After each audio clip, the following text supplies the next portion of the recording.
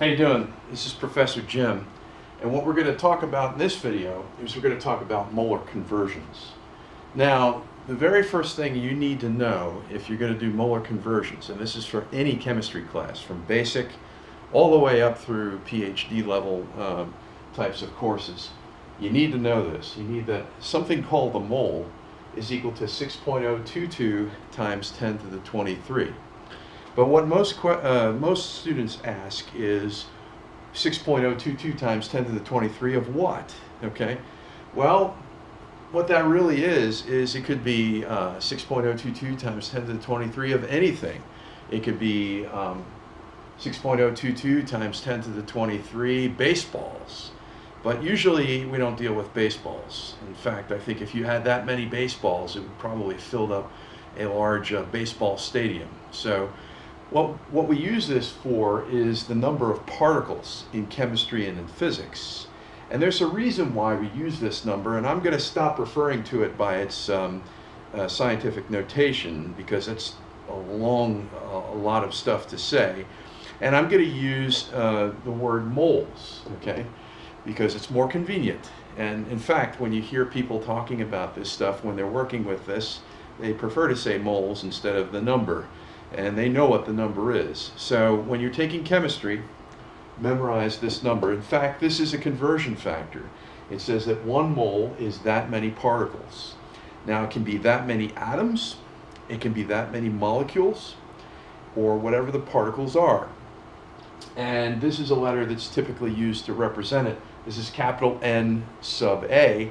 The A stands for Avogadro's number, so it is the number of moles that corresponds to Avogadro's number. Now, just so that you know, Avogadro was the Italian scientist that worked with a lot of this stuff, so that's the reason why we call it Avogadro's number. Now, when I get going and I'm going to start talking about molar conversions, I'd like you to, at home, you could also open up a separate window and go to www.ptable.com, this website right here, because it shows a periodic table. So in fact, I'm going to be referring to that periodic table for certain elements when I do this video. All right, let's do this with an example problem. This is a famous example problem, or actually a real problem that you would see in any typical chemistry course. I have 254 grams of the following substance: potassium nitride.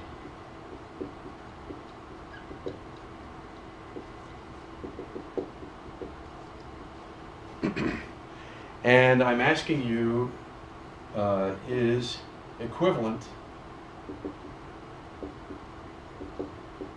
to how many moles?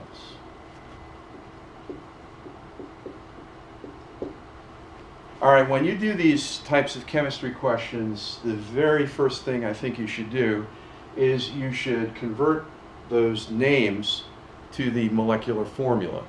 But in chemistry, unfortunately, there's a lot of memorization. Typically, your professor is going to require you to memorize some things.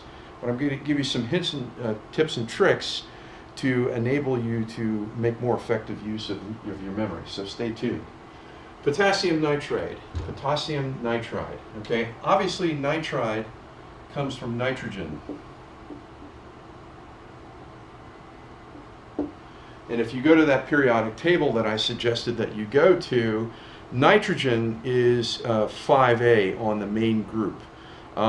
Just so that you know that you won't see a distinction of main group, at least not easy way to see it. But just keep in mind that groups 1A and group 2A, group 5A through 8A, are the main group elements. The elements right in the middle of the periodic table are known as the transition metals, and they go from group 1B all the way out to zinc, whatever zinc is for those groups. And they keep those groups separate for a couple of different reasons. One reason is that the main group elements follow a certain pattern. And the pattern that they follow is that group 1A, group 2A have positive 1 charge and positive 2 charge for their ions. If you go all the way out to 5A, 5A has a negative 3 charge. 5A is where nitrogen is. So nitrogen is a 5A main group element. Just check it out on that periodic table. Go to group 1, which has got hydrogen, 1A. Go to beryllium, which is group 2A. And then you skip the transition metals, because remember I said the transition metals are 1B out through zinc. And then the very next one for the main group elements is boron, which is 3A, all the way out to helium and neon and argon, which make up the noble gases, which is group 8A. Those are the main group elements. So nitrogen is a 5A main group element. That means that most of the ions have charge of -3, okay, or 3 minus, if you will. You're going to need to know that, believe it or not, to figure out this problem. I'll show you why. So nitrogen is a 5A main group element, but this says nitride, okay? When you do chemistry, you're going to use suffixes in the nomenclature, and what you do is you have to recognize that this is an ion. And whenever I ever have anions, which are negative ions, that's what an anion is, A-N-I-O-N, you put the suffix of IDE in place of the last few letters for nitrogen. So nitrogen becomes nitride. This is an ion or anion. This is an element, two different things. So the reason why this is an ion is because it has a charge. So the way that we would represent nitride, okay, is as follows. We would say N 3 minus, because that designates it as a ion with a -3 charge, otherwise known as an anion. So that's nitride, okay? Now potassium, okay, we have to know what potassium is. Well, this is where the memorization comes into play. Different professors are different. They might expect you to remember the first few periods on the periodic table.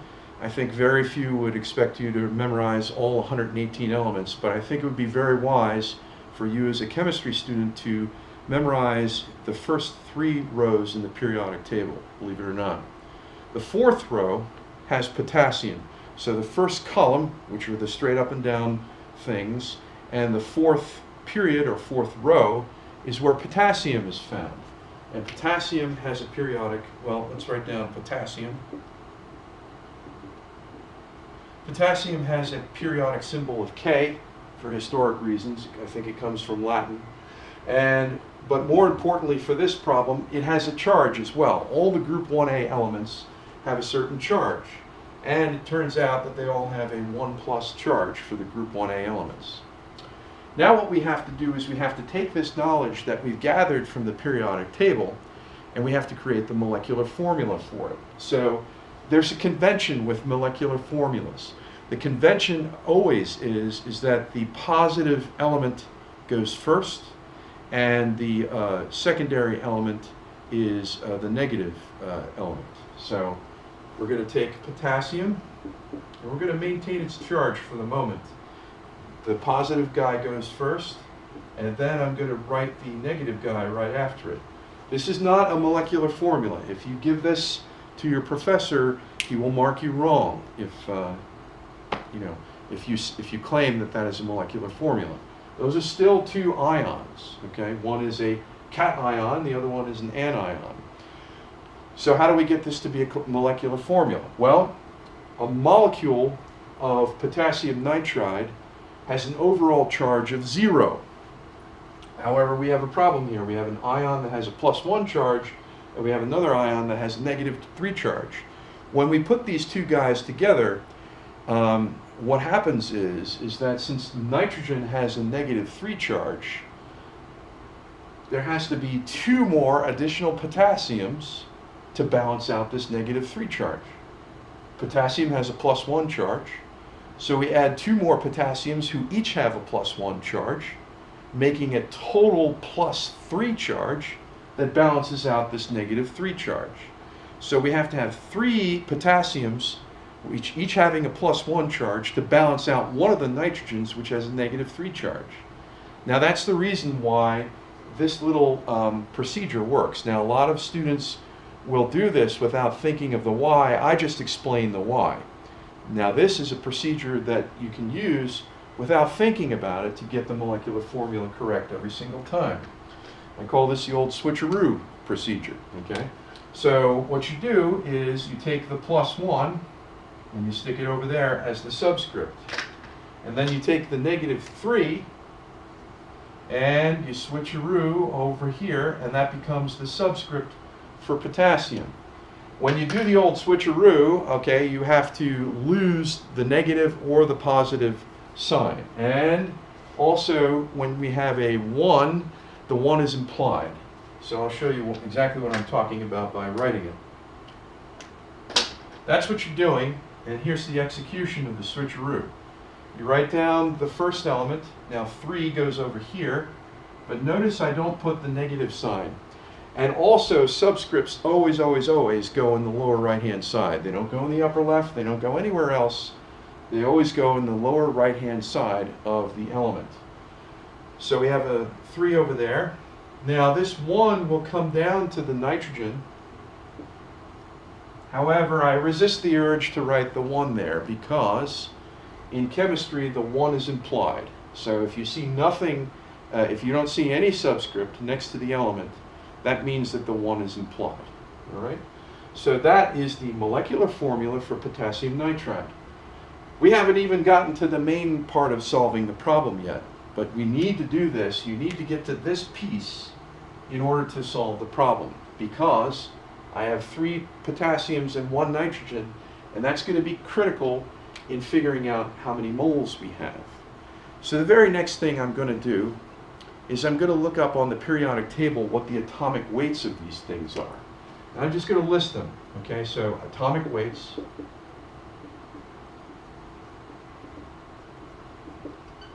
of the elements that I have in this molecule. The atomic weight of potassium, again, it is a group 1A element, an alkali earth element. And I look it up, and when I look it up, depending upon the periodic table that you use, on my periodic table I've got 39.10.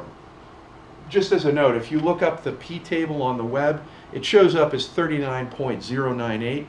The one on the web that I suggest that you use is good to 3 decimal places. I'm using another source that rounds it up to 2 decimal places. So keep in mind, when I'm doing this problem, I'm rounding it. So there's going to be some round off difference between the one you might use on P table and the one I'm using. So the potassium is 39.10. Okay, and off the periodic table, that is called AMU, atomic mass units. Without dwelling too much on potassium, let's go right to the other element, which is nitrogen. The nitrogen, when I look it up, it's in group 5A, and the source that I'm using says that the atomic mass units is 14.01 atomic mass units for that weight. Now, those are the atomic weights of the individual elements off of the periodic table in atomic mass units. Now this is where I'm going to use the molecular formula. The molecular formula says the subscript 3 means I actually have 3 potassiums in the molecule. So consequently, you always have to multiply by 3 to get the overall mass. If you do that, and if you're following along with me, you should get 117.30.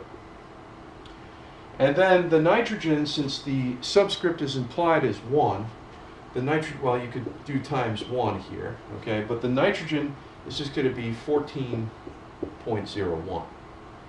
So now we have the atomic weights of all of the potassium and all of the nitrogen in the molecule that we've figured out.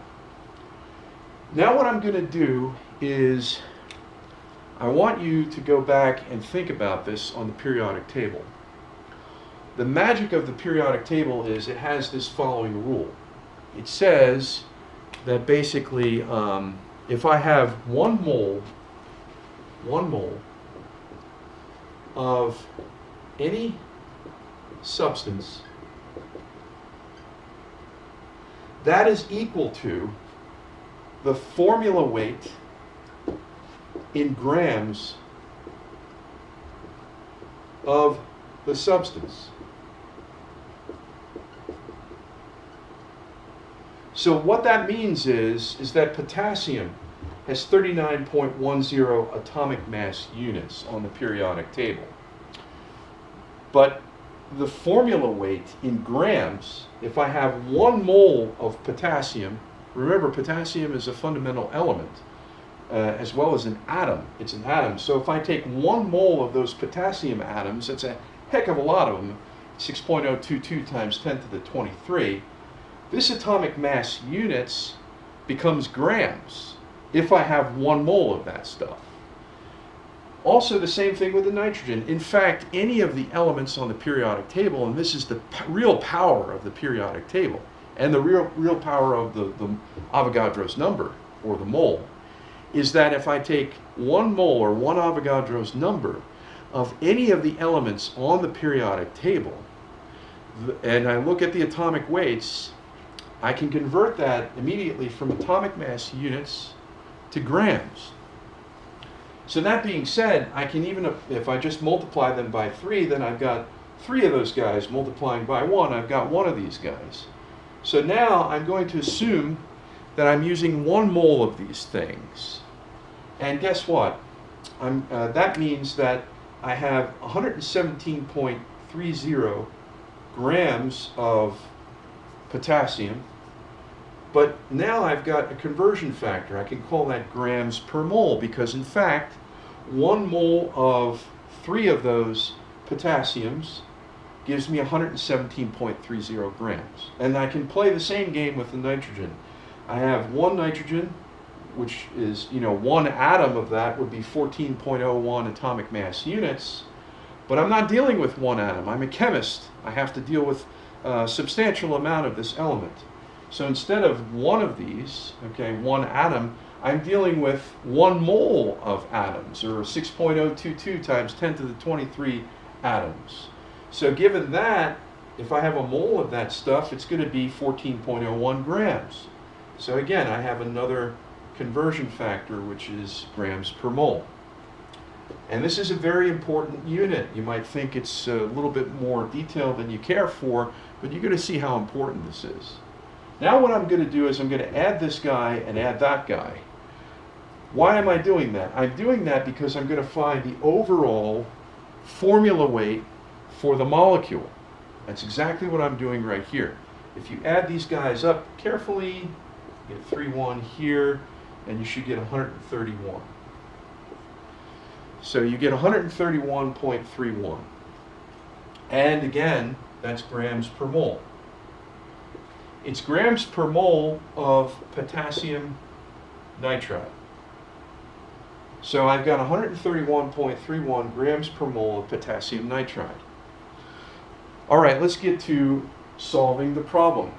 All right, so I'm going to need this. I'm going to need my conversion factor right here to solve this problem. Let's go back to the problem. It doesn't hurt to reread the problem and get familiar with what it says. It says that I've got 254 grams of potassium nitride. So I've got 254 grams of this substance in the laboratory. That's fairly substantial. So let's write that down as a given. My given is 254 grams, and now we know the formula of K3N. And I have to find out how many moles this is. This looks fairly easy, but it can be tricky for some students. Remember, when you have a conversion factor, whenever you have a conversion factor, even with the moles, you can write it 2 different ways. Let's take the moles example. I could say that 1 mole is equivalent to 6.022 times 10 to the 23 particles, or I could write it the other way. I could say 6.022 times 10 to the 23 particles is equal to 1 mole. That seems trivial, but it's important because that means I've got 2 different types of fractions here. I can rewrite this as follows. I can rewrite this as 1 mole of K3N is equivalent to 131.31 grams of K3N. All I did was I just basically flipped that, and you can do that with conversion factors. Whenever you're given a conversion factor, you can always take the reciprocal, and that's another equivalent conversion factor. Why did I do that? Well, I did that because look at what happens, and notice that I wrote these things right next to each other. I did that for a reason, because I'm going to multiply these things. Why am I going to do that? Because look at this. I've got grams of potassium nitride in the denominator. I've got grams of potassium nitride in the numerator. And now it's just, and look at what I'm left over with. I'm left over with the moles of potassium nitride. So the bottom line is that I'm going to take the 254, I'm going to divide it by the 131.31. And when you do this, when you do the calculation, you wind up with the following. That's equals. It's going to be equal to 1.93 moles of potassium nitride. So again, this is the problem right here that we have to solve. And it says in the laboratory we have 254 grams of potassium nitride is equivalent to how many moles? We've just answered it. If I have 254 grams of that stuff and I use the appropriate conversion factor that I've gotten from the formula weight for the molecule, then I have actually concluded that I get 1.93 moles of potassium nitride. For those of you that are using sources in chemistry, in some chemistry courses they'll tell you to round these numbers. So if I'm using 39 instead of 39.10, and I'm using 14 instead of 14.01, let's just do that. Let's pretend that you can do that at home if you like. You can just use 39 instead of 39.10 and 14, and then do the rest of the calculation. Take 39 times 3, 14 times 1, add the appropriate numbers together, and you'll get a certain result.